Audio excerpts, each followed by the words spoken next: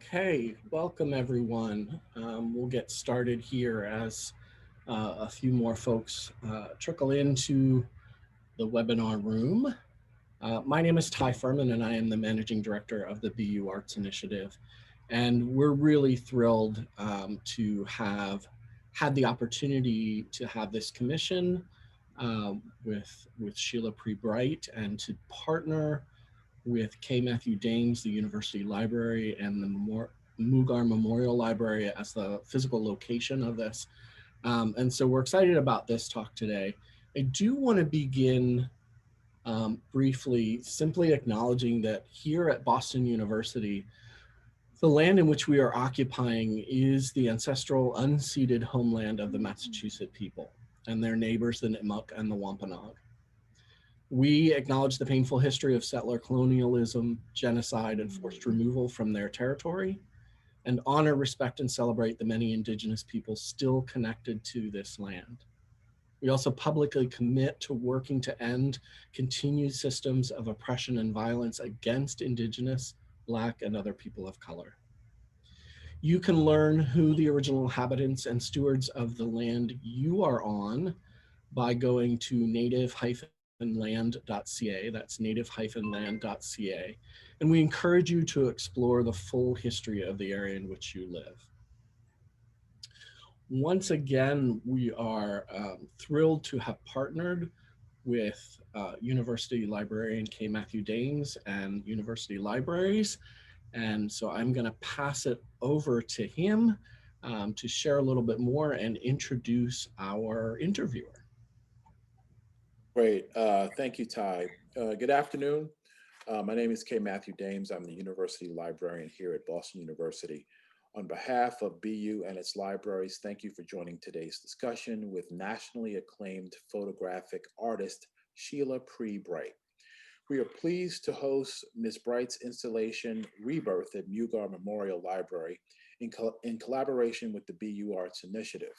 The installation, which has been timed to coincide with the 2020 presidential election, addresses themes of equity and access and explores concepts related to the democratic process, institutional change, and equitable representation. While developing this installation, Ms. Bright was inspired by a quote from Stephen P. Mugar, an Armenian immigrant who came to Boston and founded the Star Market supermarket chain, and later in his career gave the naming gift that allowed Boston University to construct Mugar Memorial Library in 1966. As Stephen Mugar said in his dedication of Mugar Memorial Library, quote, "In coming to America from Armenia, my parents opened the door of freedom to me. America's public schools and libraries opened my eyes to the unlimited opportunity in this great land, as well as the privileges and obligations of citizenship." Bringing Sheila's work to the libraries was important to us for this very reason. Sheila's installation explores what it means to be an American citizen and what it means to be free. At its best, a library is a liberating space that helps our community members feel free to learn, imagine, explore, and err, and to do so without fear of embarrassment or surveillance. As we use the university's strategic planning process as an opportunity to re-envision library spaces, it is my hope that our library's resources, including our spaces, can foster a sense of liberty and freedom that benefits our students, faculty, and staff during a time of such market change. This afternoon, Sheila Pre-Bright will discuss how her research with the library's archives and distinctive collections and her conversations with BU students helped shape this installation. Thank you, Sheila, for your powerful and thought-provoking installation and for leading these important conversations with members of the BU community. Now I am pleased to introduce Boston University student Claire Rich, who will be moderating today's conversation. Claire Rich is a senior undergraduate student majoring in the history of art, at BU's College of Arts and Sciences. Alongside her major, she studies minors in arts leadership and visual arts, through which she explores all aspects of the art world. Upon her graduation in May, Claire will pursue a graduate degree in art history with a specialization in modern and contemporary art. She is passionate about researching and writing about art, historical theory, exhibition practices, and women in art. Thank you all again for joining us this afternoon. Now, Claire Rich will moderate today's program. Thank you for that introduction. And then now I have the awesome privilege of introducing our artist, Sheila Pre-Bright. She is an internationally acclaimed photographer known for her multiple series 1960 Now, Young Americans, Plastic Bodies, and Suburbia. She is noted for her images speaking boldly and truthfully, and for capturing culture and sometimes counterculture within narratives that respond to Western thought and power structures. Her work has been featured in the book and exhibition Posing Beauty in African American Culture, as well as in the 2014 feature-length documentary Through the Lens Darkly: Black Photographers and the Emergence of a People. She has been exhibited at the Smithsonian National Museum of African American Art in Washington, D.C., the Museum of Contemporary Art in Cleveland, and the Museum of Contemporary Art in Georgia, among others, where her work also resides in their permanent collections. She is the recipient of several awards, including the Center Prize, which honors and supports a gifted and committed photographer in 2006. Yeah, so I'm super excited to welcome Sheila, and then we're going to start our conversation about her work. So the original call for proposals talked about looking for work that addressed ideas of equity and access, particularly related to such things as voting rights in light of the election year. What were your initial thoughts about the premises of the project? Thank you, Claire, for the introduction. And first of all, I want to thank, it's an honor. I was going to say standing before you, but with all of you guys, with this commission, it was an honor to really accomplish this because the times that we're living in. And when I proposed the original proposal for this, I was thinking more about the 2020, not 2020 election, the 2020, oh gosh, the 2020 State of the Union address. And I was thinking about what the branding was for this was Great American Comeback. And I wanted to really engage with the students about this State of the Union address and get their thoughts behind it. And I was going to use it as a protest and use iPads, but then the pandemic came. And I had to regroup and really think about how as an artist that I was going to come up with the new idea that I was going to do. So I did a lot of virtual talks with the students, Q&A, and one of the biggest questions that I asked them was, what is an American means to you now, based on freedom and equality? And so we had conversations in our talks, and that collaboration with the students really sparked me because they were really honest with me, and they really talked about how they feel about the American system, the institutions. And so I use their quotes for part of the installation that's on a video. And the research that I was researched a lot. I was really thinking about equality and freedom a lot. So I was looking in the library for articles about the forefathers and about them talking about equality and freedom. And I ran upon this article called Freedom by Bert Struthers. And it was a girl, it was produced in 1926 in the Chicago Daily Tribune. And the name of it was called Girl Confused by the Semblance of Liberty. And what she thought was real was really not real. And that remind me of how we talk about the American dream, but it's not equal to everybody. So how do we equalize everybody? So that's how the original thought and now the thought that I came up in the library for this. Yeah, that's great. You were kind of talking about your conversations with the BU community. Did you have any really memorable moments in those conversations? I felt when I talked to the students, they were really, at first, when I talked to them, because a lot of people don't like to talk about politics, don't like to talk about race, I told them that we're at a point in our country right now that we need safe spaces, but we need brave spaces. And once I spoke upon that, it seemed like they were very honest and very open. There was, you had a diversity of Asians, Blacks, and whites in the conversation, and they didn't hold anything back. And I thought that was so amazing and so powerful. And that's why I use their quotes over the projected images that is in the show right now, which are women.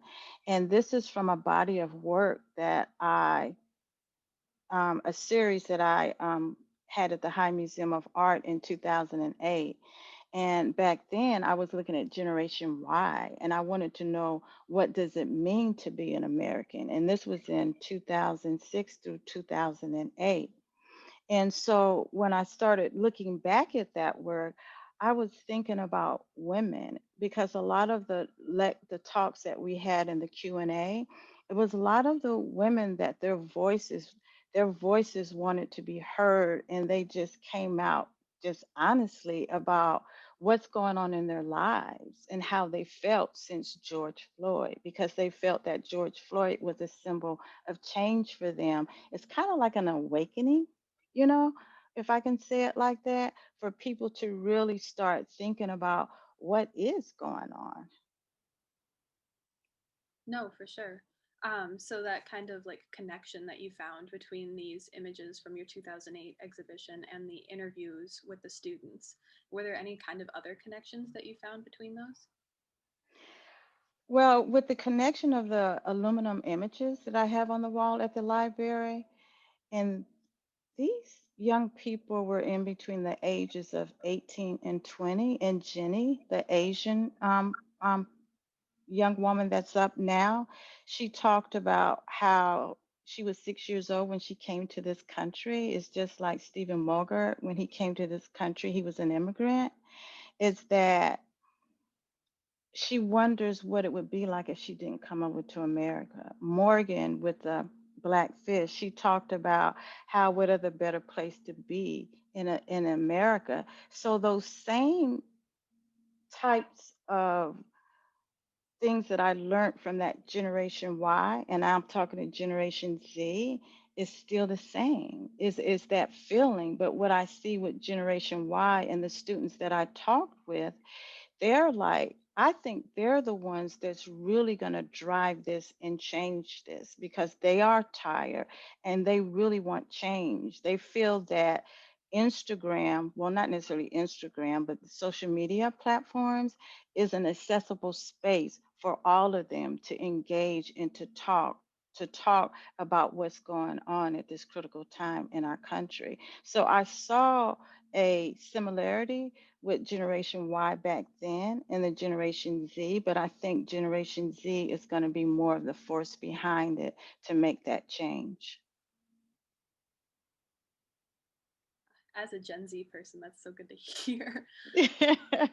No, I do believe, because after George Floyd, because see, I've been documenting the Black Lives Movement since Trayvon. And when Trayvon happened, I was thinking to myself, I said, it always takes a young person in order to make change, because we are so, I'm not, let's say, society, we come from different ideologies, and it's hard for us to change. We say we want change, but what we're manifesting is not change. And so when what happened to Trayvon, I started thinking about the young people that were in the movement, in the civil rights movement. So I started talking to them because I wanted to know more about the movement. And I learned so much from them. And that's why I make that body of work generational. So, because I think there's a disconnect with the generations. And I think that we need to talk more. But also, I think as I'm an older person now, we need to listen to Generation Z, because you do have a voice. And I think about how when I was younger and I wanted to speak and I didn't have a voice, because people thought, well, you don't know what you're talking about, you're too young. But I think Generation Z, your voices need to be heard and need to be listened to. And I think women, that's why I call the work rebirth, because I think women are going to be the ones that really is going to be the driving force behind if I could, rebirth of this nation. You know, you have more women today that is actually running for office. A lot of the mothers whose children got killed by police brutality, they're running for city council. So I think it's a driving force with women right now, to be able to change, because too far long we have been seeing the narratives through the lens of the white male narrative. And it's time for us women to move that forward. Yeah, I totally agree. And it's like, as far as Gen Z goes, like at this moment in history, it's like so many of us are voting in our first presidential election. So, like, this notion of rebirth couldn't be more important. And then I thought it was also really interesting. You were talking about kind of this like intergenerational like Hmm. communication, because that's something you had also addressed in your work, 1960 Now. Right, right. I felt that was important because with that body of work, and when I was speaking to the elders that were from the movement, they kept telling me they don't know how to organize. They don't know what they're doing. You have to organize. You got to do this and you do that. And I'm like, I met Mr. Lonnie King, who started the Atlanta student movement in Atlanta at the age of 23. And I told him, I said, it's a different time and it's a different place. Now we have this technology that's social media. In a matter of a second, globally so, information can get out so much more than it was during the civil rights movement. A lot of people didn't hone in into the civil rights movement until Bloody Sunday that happened in Selma with John Lewis, you know, the late John Lewis. And that's when everybody started coming together with that. And I just feel that when it came to the younger generation and this technology, it's so different. It's so different. They organize through social media. They do all of that through social media. So I think that's one thing that's different, and one thing that I think us people, what I'm saying, the younger people, that's their platform. It's a new day. It's your platform of how to use that, and it's so accessible to everybody. I mean, think about what happened to George Floyd, where globally, I mean, everybody saw that, and when he spoke, hit the name and called out mother, mama. I mean, that struck on a chord, I believe, with everybody. And I've never seen protests in 50 states. It was protests in 50 states and I think 12 in the other country. So the technology is so different from, it's just in a different shape and form. It's so different from in the past and in the present. And I think that we need to hone into that as older people to try to understand that, instead of looking at Gen Z or the younger generation like they don't know what they're talking about. Because I'm always interested in the voices of the unheard. Yeah. Kind of like the way that you were talking about time and place, I find so interesting. Hmm. Because in the write up for your exhibition 1960 Now, which the work you were just talking about, it described you as a cultural anthropologist. Yes. Yes. How do you define that? I really don't define myself like that. And I feel in America, we're so caught up on labels.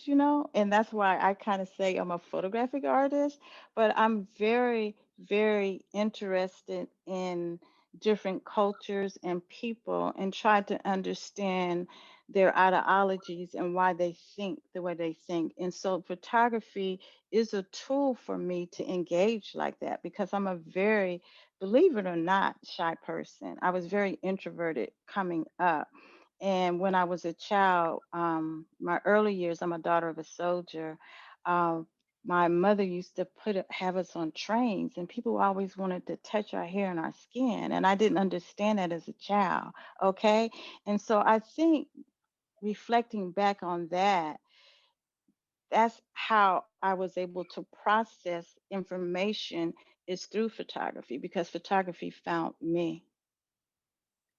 So I don't know if I answer your question, but For sure. It's like this way of like capturing the moment almost. right. Yeah, it is. It is. Yeah. And then kind of along that vein, it's like how do you imagine this work, like Rebirth in particular, like speaking to the culture at BU? At BU, I think because it is a institution and it's college and it's young people, that's where young people come to. And I thought about the library, and I thought the library is a place to come to where you do research, you learn, you're being educated. And I felt that putting the quotes on the video that I made from the students and for people to be at the library and to really kind of take all of that in. And I think that, like you were saying earlier, is this your first time voting? Is It this your is. first time voting? Okay. And it's your first time voting. And I think with the imagery and these images that you see of these young women, I didn't ask them to pose in a certain way. This was their take on America.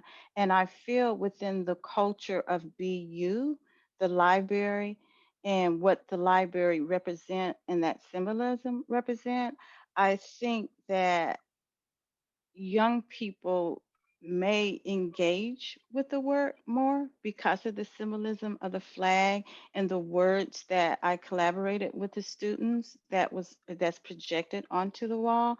I think that's part of the culture of BU because it's a learning institution, you know? And it's the first time that anybody voted. And a lot of times we don't really understand the voting process, you know? We pick, we vote for two nominations, right? But yet and still, in actuality, it's just like on one of the quotes is that the electoral college has got to go. Maybe the students will start looking at that and do more research about that because we really don't pick who the president is. You know, we may nominate them, but we don't pick them at all. Yeah, it's like, and then Mugar in particular is kind of like this heart of the university where this research and this growing and this learning happens. So it's like, and then I was like really interested in kind of what you were talking about, like being the daughter of a soldier and kind of like your experience growing up. So it's like, did your experience like in the education system like shape this work at all? I think, yeah, I think it reflected all of it because, like I was saying earlier, I'm reflecting back on my childhood. I'm putting my place back in when I was a young person. My father kept us, when we traveled, we would travel every 2 or 3 years. The longest place that I've stayed was in Germany. He kept us in museums. Didn't know what I was looking at, but he kept us in museum.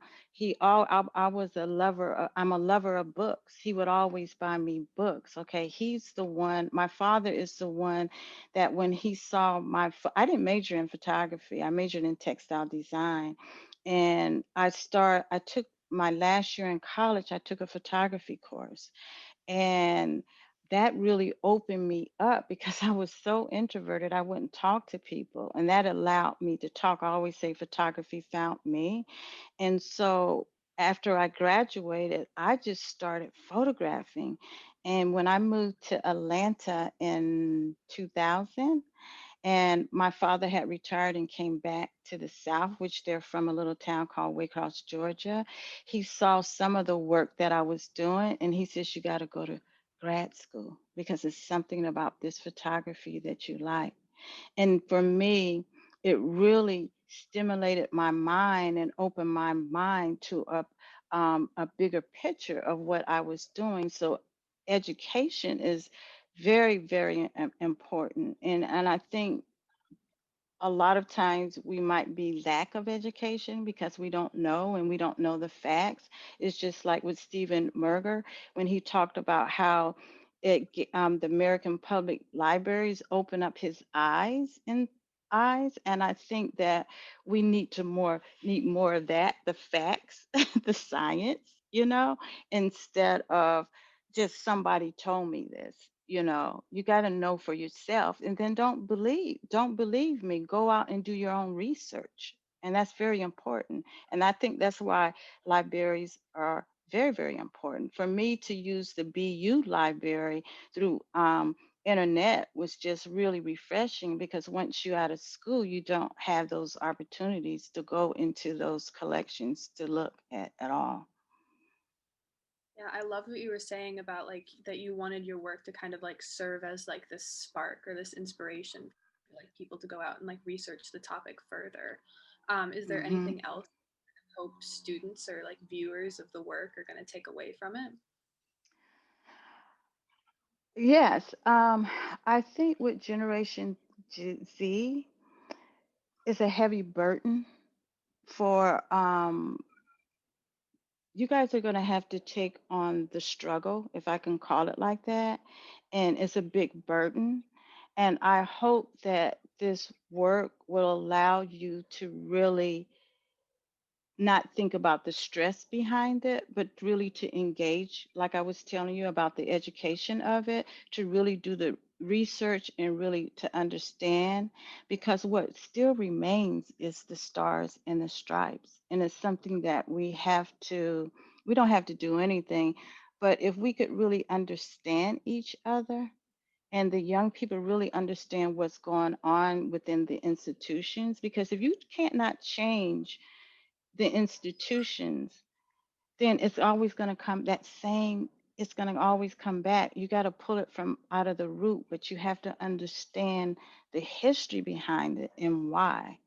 And so when it comes to the students, I hope that this installation will spark that and inspire them, like I was inspired with Stephen Morger as an immigrant coming over to this country. And it was education that really opened up his eyes.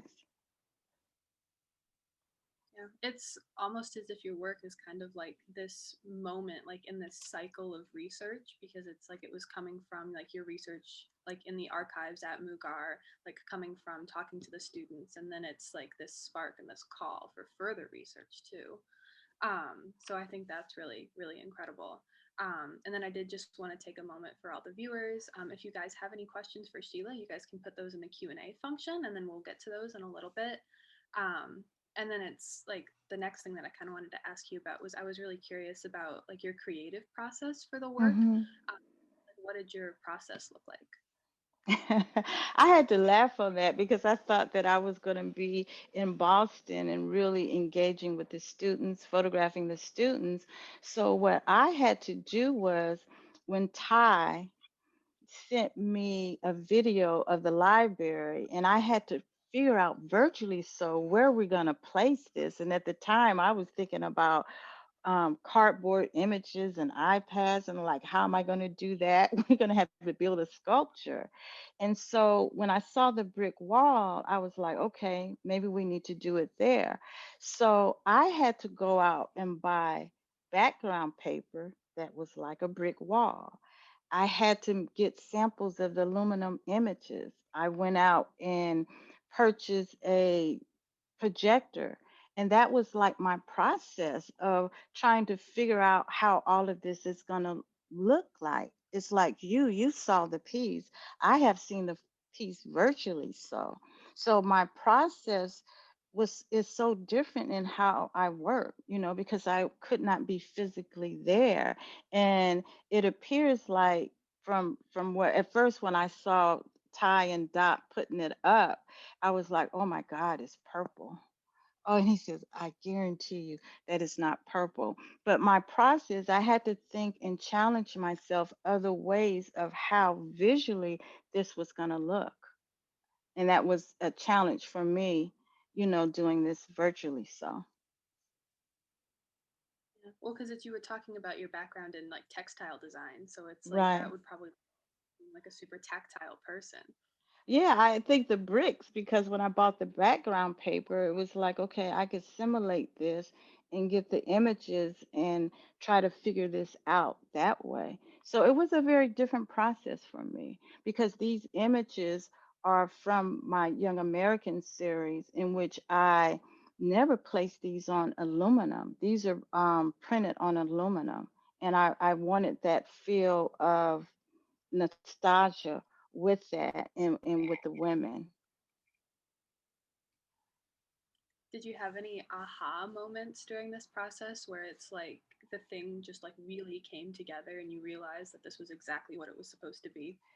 Yeah, my aha moment was, oh my God, Tynum don't know that this is not gonna work with the projection and stuff. And I am so happy that it did. It wasn't until it all came together, but when it was sent to Boston to the library and they start doing the installation, because I was very worried and concerned about that. But it also showed me that it can be done virtually. So, we all working together with this. And the concept that I had earlier on, I had to change it. And it came, and I think it always changed with an artist, but I think it's exciting.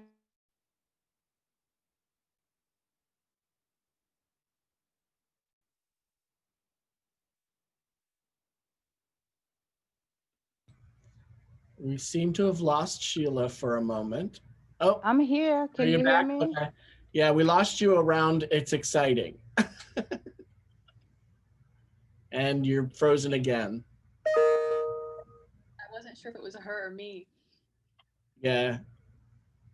Yeah, as we were talking about like the issues that come along with making art during a pandemic. Exactly. Perfect timing, right? Um, so let's hope she can get herself back on. Um, I'll turn this on. For those of you who can see my background, that is the installation in Mugar. And so we're thrilled that to have been able to make that happen. And I did not know that she sort of panicked and thought, this isn't going to work. So kudos to her for keeping that to herself. Um, I don't know if it's Claire, if you have questions from that are related to our end of the process, maybe I can share with the folks with us. This was a national call, so we had submissions from artists all over the country. We did limit it to U.S. based artists. Because of the nature of the content, we were hoping for a U.S. based artist. So Sheila came to us really, and we were thrilled with that. Through a national call, it was a selection with K. Matthew Dames and other key stakeholders here at BU who reviewed all the proposals. We interviewed a number of people. And so this really was a very rigorous process to have selected her. Yeah. What else can I share about this? I'm hoping that my team is communicating with Sheila to get her back on. So Anybody, go ahead. I was just gonna say anybody that is like on campus in Boston and like has their like green cleared badge to get into the GSU should definitely go see the installation piece in Purpose, because there's something just magical about the projected light on the wall and like how the shadows are working with the brick and like the space between the aluminum. So if you can see it in person, it's definitely worth going to see. Can you hear me now? I don't know what happened. We Let me can. turn. There you I'm go. so sorry about that. It's flipping. I don't know why this does this. Okay. Was that on my part? I'm sorry about that. That's all right. You're back. Okay. Claire just pointed out that, it was right in the midst of the conversation about all the challenges of doing things like this in a COVID environment. So Right. you are a living example of attempting to do this virtually. So And how we can get it done, yeah, yeah. Okay. All right, Yes. I'm gonna turn it back over to Claire and Sheila, and I'll disappear from all of you. Hold on. I'm putting this back on here because for some reason when I log in, it always go vertical for some reason. Okay. Okay. Okay, we're back. I'm sorry about that. Yeah. Claire? Hello, good to see you. Okay, sorry about that. Yeah. It came at like the perfect moment as we were kind of like emphasizing like how difficult like the COVID like situation and the pandemic has made kind of like communicating and like learning how to do things virtually that we haven't had Right. before. Um, so it, And I think it's the way I think this is how we're going to have to move in the future. So this is a learning process, I think, for all of us from the institutions, everybody. I just think that this is the future right now, is how we're going to be able to move um, and progress in the future. And me as an artist, it's really challenging me about how I'm going to work in the future. So we're living in really interesting times. We're living in we have to accept this change, whether we like it or not, you know. And before when I came back in, I heard you talking about the exhibit because I'm not physically there. So can you kind of repeat that to talk about, you were talking about the shadows and the layering of the work, because I can't see that at all. Yes. I was picking up books in the library last week and I went to go see it. But it's like the thing that really stood out to me seeing it in person was like the way that the projector was hitting the aluminum, and Hmm. like the aluminum had this like luster to it almost, where it was like coming alive with the projector on it. And then like that gap between the aluminum and the brick wall where this like deep shadow was created. And it's Hmm. probably got a little metaphorical thinking about it, where it was like kind of this lightness and this darkness coming together that is what is causing change and like what is making us want to like move towards change. You're absolutely right. I like that analogy, that metaphor of that lightness and darkness, because I think that we're in darkness, but there is light within that darkness. And so I love that metaphor that you picked up on that. Yes.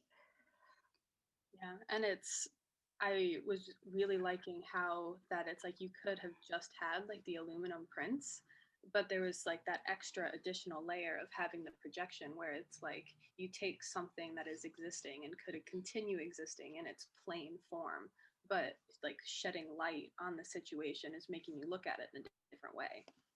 Okay. Well, that's great to know. It your attention, and it got your attention, right? Yes, that's good to know. Yes. Yeah. I was also kind of curious. So it's like I know that a lot of artists have kind of been struggling to like keep their creative voice and like working in new conditions, not maybe having access to their traditional studio space. So has the pandemic impacted your creativity at all? Yes, it has, because the pandemic and what recently happened with George Floyd, because I've been documenting the movement since 2013, traveling internationally, nationally, so talking about this work, and it's about change, right? And then we had George Floyd, and I started reflecting on myself as an artist, is what am I doing? You know, you're doing all of this work, but are we repeating history? Are we learning from our history? Do we want to learn from our history? So I kind of got down a little bit. I didn't want to go out and like photograph protest images anymore. I was like, for what? And I know that it's an important part that I need to continue to do, but I'm exhausted with that. And I feel that as an artist, I need to challenge myself to visually talk about it in a different way and from a perspective of liberation versus what we're constantly seeing and doing it every day with these imagery, because we live in a visual world, you know. And I think visually, so as an artist, I need to change how I'm making imagery. And that's what the pandemic has done for me. And I'm really reflecting back on me as a child up until now. And so I think it's a good challenge for me.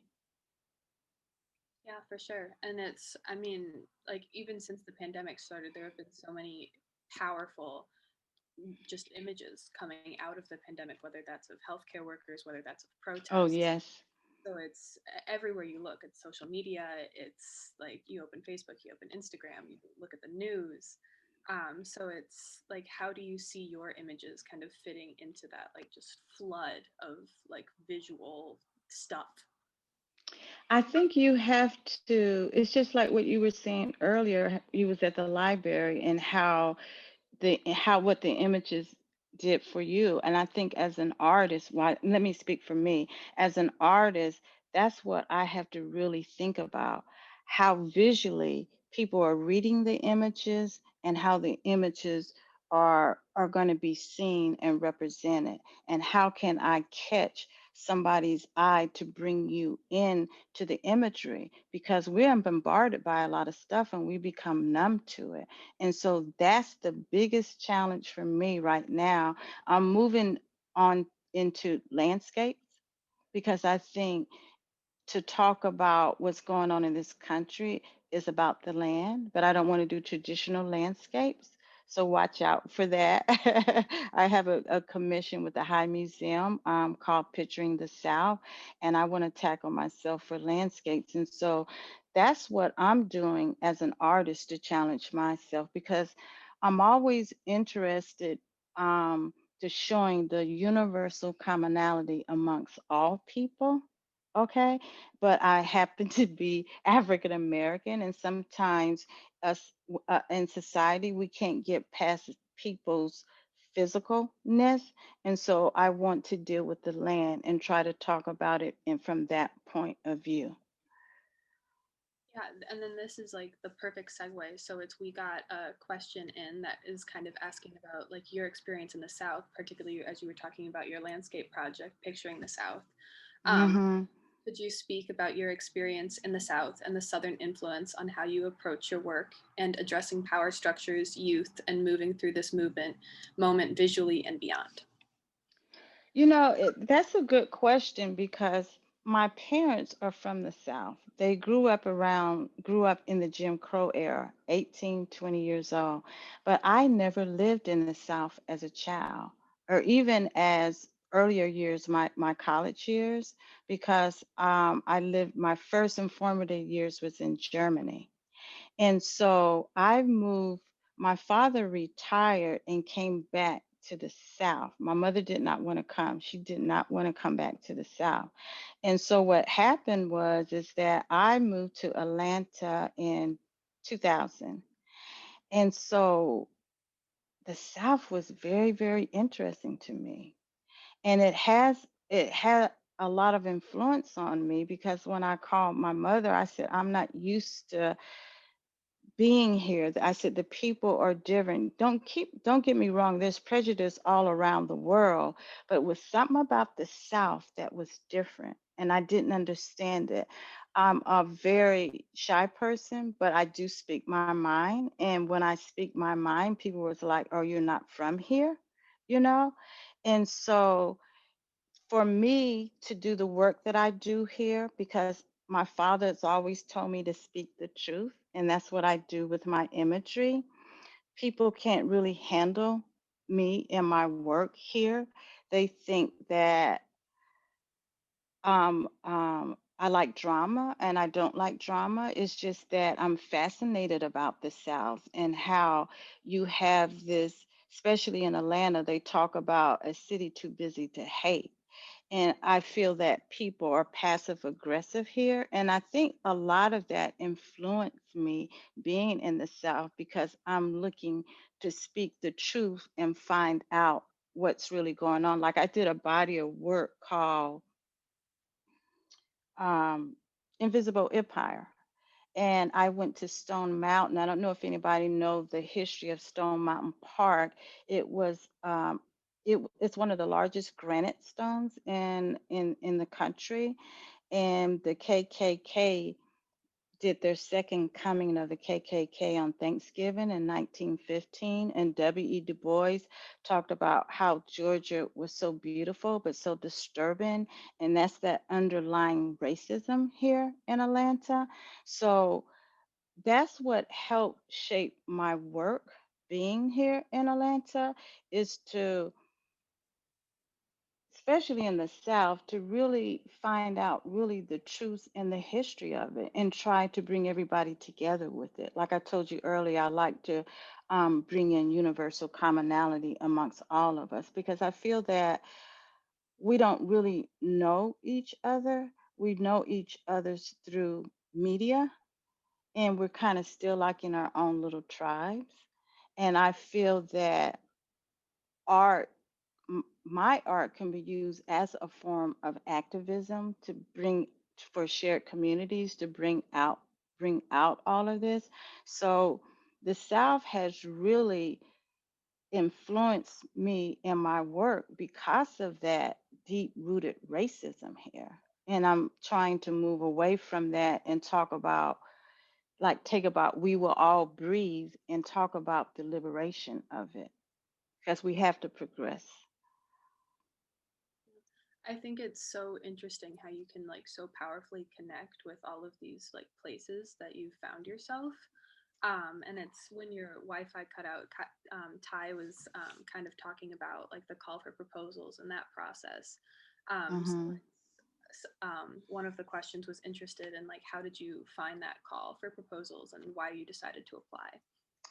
Actually, I forgot to mention, it was on Facebook, and I met Lynn Cooney. She was I believe, the art director at the gallery at Boston at the time.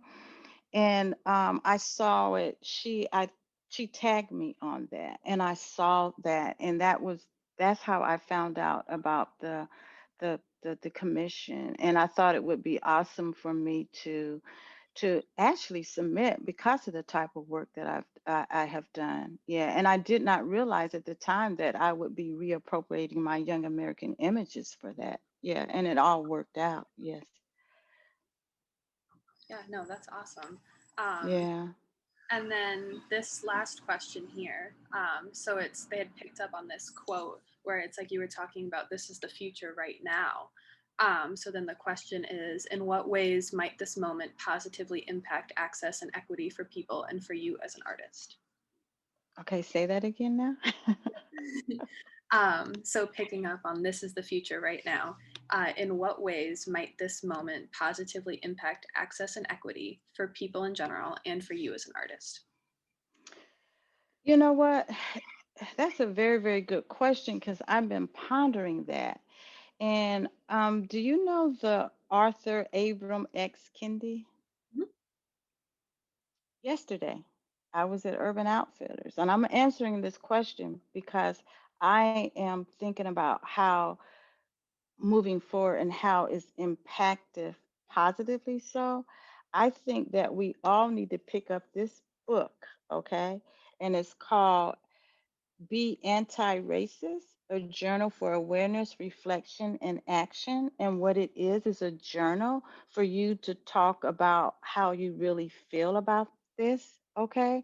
And I think once we could come together and be in brave spaces, I think that then we might begin to see the light in a positive way. But I do believe with this body of work, this commission that I did, I hope that is people will look upon this as positive, to engage them, to do research or educate themselves more instead of being inundated with their own ideologies, and to keep an open mind. So I'm hoping that this work will do this because it was part of a collaboration with Generation Z, the students from BU, and this is what was on their mind about what's going on in America today. And so I feel that that's very, very positive.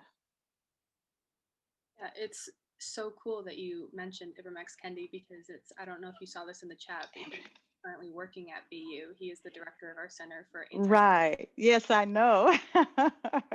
Yes, I know. So I think, he was talking about how we need what we call more anti-researchers because it's about how do we all equalize? I as an artist and image maker, I'm bringing an art for us to be able to create dialogue with shared communities to see if we could do it that way. And then you have Abram Kinde to do what he's doing. So it's like, I always say this, it's like an orchestra. Everybody's playing these different parts, you know? And me as an image maker, even though it's visually so, I hope that this work will engage and inspire some people to be able to look at this and move on with it and educate themselves.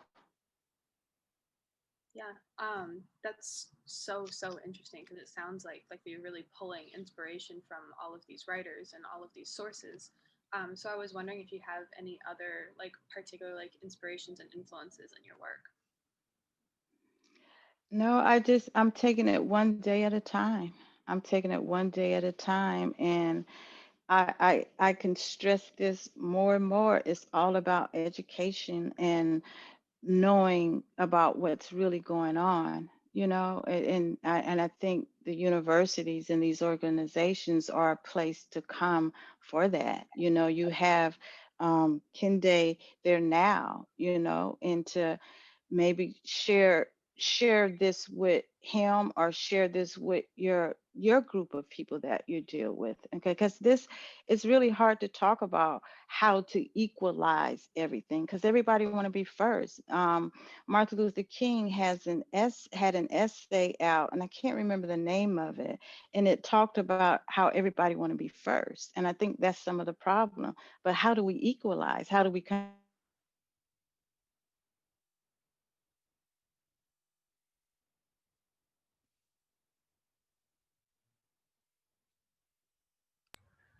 think we lost her again. Oh I no. think we lost her again for a moment. We're just about at time, I think. And maybe when she comes back, we can just ask a final if there's any other. There, she's back. I wonder Uh, what's going on. Is that on my end? I think so. It's probably just internet or something. You know, it's life. It's 2020. Okay. Yeah, and everybody see the installation behind Ty? Yeah. Yep. And that one talks about the voting process, right, Ty? Uh, Oh, everybody yeah. has a Oh, right this to is live the on right to this land. to the land. Yeah. Yeah. Yeah. It. I was really pleased with how it photographed. No, you did And good, as actually. Sheila had mentioned, she was on Zoom with us when we were installing it. And for whatever reason, the camera on the computer was making it look purple. So that was the photo I took to try to convince her it really wasn't purple.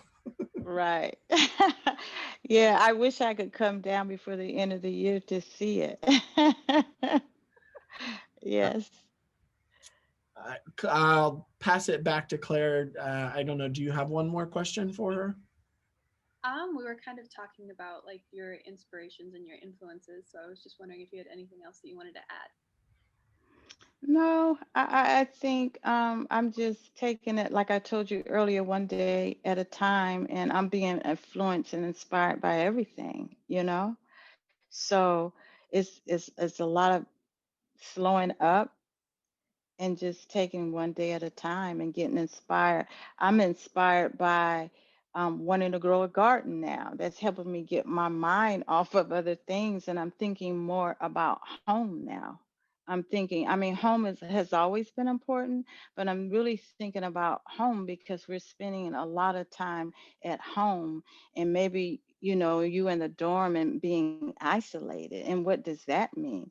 And that's a challenge, and but it's inspiring me because it's pushing me as an artist to create different things that I thought that I would never do. Yeah. It's curious to see how the pandemic has kind of pushed a positive in some ways, where it's really kind of altered our thinking in such a radical way. Yes, yeah, it's like we have to rethink, you know, and I always tell people to we have to rewire our minds now, whether we like it or not. We're gonna have to, you know. Yeah, we're gonna have to. Because I know you're probably feeling a certain way being isolated. And even though Generation Z has always used the platform of social media, to me, that's more heavy now with Generation Z, because even though you had that platform of social media, but it's so different now, wanting to be out and stuff. Yeah. And I love that you were kind of talking about this like concept of rewiring, because it, like, for me, it just like brought my mind right back to like the title of your work, Rebirth, where Rebirth. just like everything kind of right now just feels like this process of like redoing and restarting in a lot of ways. We are restarting. We're in a new age, a new decade, 2020. They say 2020 vision, right? And we're being forced spiritually. So a lot of people don't know that, you know. So I don't know, but it's been really good for me and BU, the libraries and BU Art Initiative. You don't know how pleased and honored that I was able to do this work, and it was a very big challenge, but it amazed me that I got it done. Yes, I got it done. And then also, I have a website where I will start putting more information on there. It's about more information about the installation. If people want to go there, I have a blog. It's called project1960.com. And we can go there. And if you wanted to see more information, it would be nice if we could do a video. I don't know how we could do a video of it and put it online too. I don't know. I had to talk to Ty. That's in And I the plan plan. to do little that's in the plan. So okay. And I Yeah, plan to get those buttons too. oh, Little right. Yes. buttons, Yeah. and then send them out and people could wear that. Yeah, we had a bunch of other programs this week, so we haven't gotten down to take a video of it, but we do plan on seeing how that captures on video as well. Right. And I can upload it to the site where people can visit. Yes. Yeah. Well, I just want to thank Claire for joining us and having this conversation with Sheila. It's such a pleasure to have you, and you're now part of the Arts Initiative family. So, we may call on you in the future. And on behalf of all of us, Sheila, it has been such a pleasure to work with you. I know it's been challenging, and it was exciting to see you rise to the challenge and Yes. figuring it out and adapting and Right. who are artists if we can't adapt, right? So Yeah, you're um, right. You're right about that. And I think artists we're the mind and the creativity that we have. We're going to be the moving force in the future too. We really are. absolutely. Image makers, right? Yeah, absolutely. So besides the land project, do you want to close out by telling us any other way that we should follow you or projects that you have going on? Like what is Sheila Pre-Bright working on besides the land I'm doing so much stuff. I don't even know where to project? begin. But you can follow me on my IG, which is She Pre Bright. Facebook is Sheila Pre Bright too. And I'm working on a commission for the High Museum of Art. It's called Picturing the South, in which I will be challenging myself to landscapes, but it's not going to be the typical landscapes. Okay, Okay. And so that's my next big project that I'm very excited about. Yeah. great. Well, thanks everyone for joining us today. Again, a thank you to Claire and Sheila. And if you haven't noticed yet, we are having another conversation with Sheila on Tuesday, along with some colleagues. I forgot about that, Yeah, Ty. I just honestly, total stream of consciousness. I sort of did too, and I was like, oh wait, I have to tell Okay. everybody. So Tuesday at 4, you can find all the information on our website, which is bu.edu/arts. And Sheila will be joined by some colleagues from Beyond the Walls Lynn, which is a public art civic engagement project, where they are also using some of Sheila's work. So we'll get to talk about a little bit more focused on civic engagement, social change, and imagery and that work. So please share that and join us for that conversation Tuesday the 27th at 4 p.m. And again, you can find that information at bu.edu/arts. Yes, they're also going to be week pacing about 13 images on the walls and public spaces of the young Americans, nothing but women. In Lynn, is that right? In They're gonna Lynn. do it Yeah, in is Lynn, that far? Is that Lynn, far from the university? Massachusetts. Is that You know, far? I don't even know for sure. I don't. Oh, It's you not don't know? that far. Oh, okay. Yeah, but it's going to be in Lynn, Massachusetts. Yeah, 13 Great, images. Okay. great. Thank you, everyone. Have a wonderful weekend, Sheila. We will see you Tuesday. Okay, and thank you, Ty, Dot, and Claire for everything. Thank you so much. Bye bye, everyone. Okay, bye-bye.